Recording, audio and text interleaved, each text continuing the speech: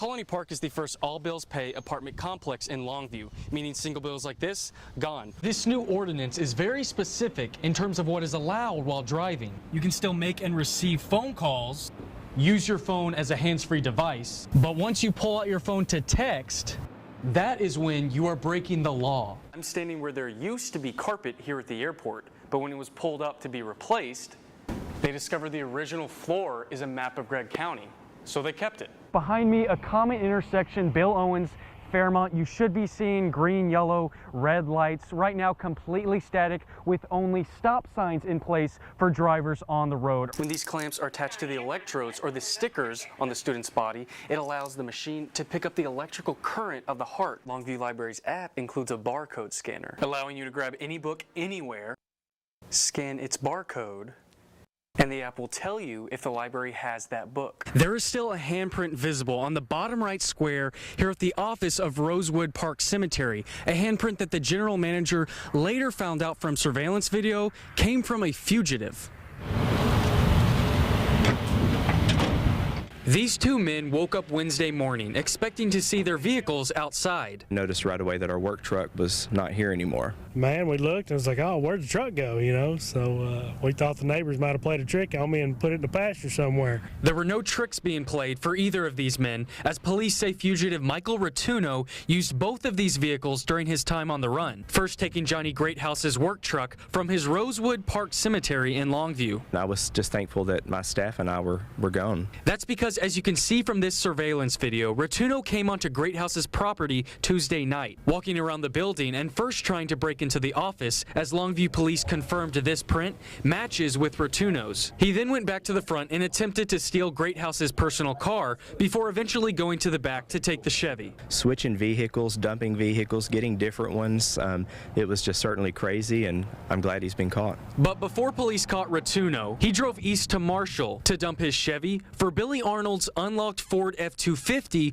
parked in front of his house, which was also unlocked. They could have came inside. It's a scary situation. You know, the good Lord was looking out for us. Arnold left his wallet in his truck that night, which included a credit card Rotuno used. This allowed Arnold to follow his statements and help police catch the fugitive last night in Paris, Tennessee. There was definitely a pause there whenever they told me Tennessee. You know, it's kind of hit you like, wow, you know, my truck's that far away. How did it get there that fast? Arnold and Greathouse both say they are just happy to see this chase come to a close. Gonna get my security going a little bit better, you know, gates and cameras, and start locking them doors. We're just glad that this has all been resolved. Everybody was safe, nobody was injured, and that he's been caught. While Greathouse now has his truck back on site here, Arnold's truck is still in Tennessee, but he is hopeful to get it back in the next few days. Here inside Boyd's Group Home is a place to help and support men with mental disabilities or disorders, along with other addictions. But outside this home is a garden being built by the children of this neighborhood.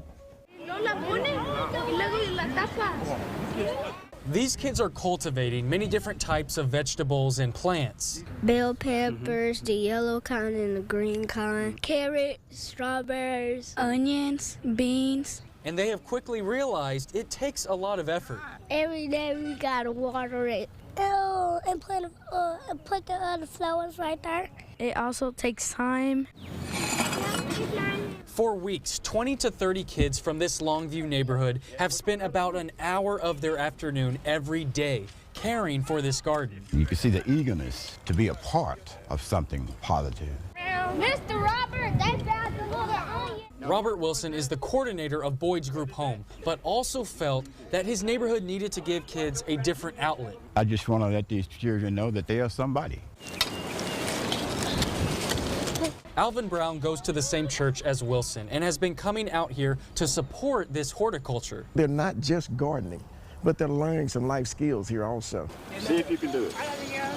And Brown believes to fight the crime happening in Longview requires committing to the children at an early age, just like this. A lot of the stuff that's going on in our community now would be prevented if we can just catch them now. This might simply be gardening, but for Wilson, it's more than that. He hopes to see these kids remain involved in their community as they grow up. If they are focused, they will make the right decisions. These kids have been working on the garden for about 3 weeks now, and weather permitting, they hope to be done by next Monday. 7 inventions just like the one you see here were set up in Belcher Gymnasium at LaTourneau University this afternoon, each one turning a simple task into a complex sequence.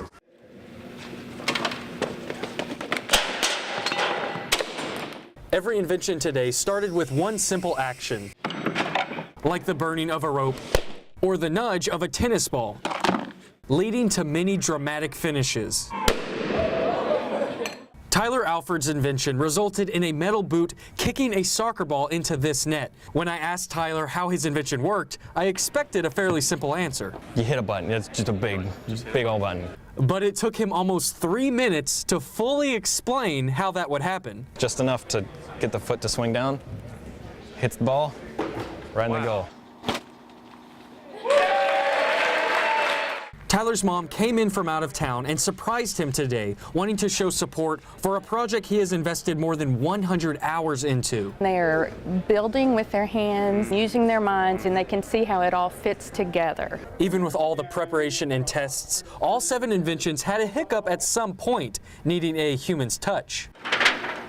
Realizing how hard it is to actually make 20 things happen in a row every time when you're not supposed to touch the things. But that challenge, thinking outside the box, so many steps for such a simple task, is exactly what Professor Oscar Ortiz is going for. If they keep doing the same thing the same way, they will never find different or new inventions. Tyler loved getting his hands-on experience, but he is ready to finally catch up on some sleep. Under a lot of stress. I've been up for at least 30 hours probably. While the participants here today are juniors, many of them will become judges the following year as seniors for the next group of competitors.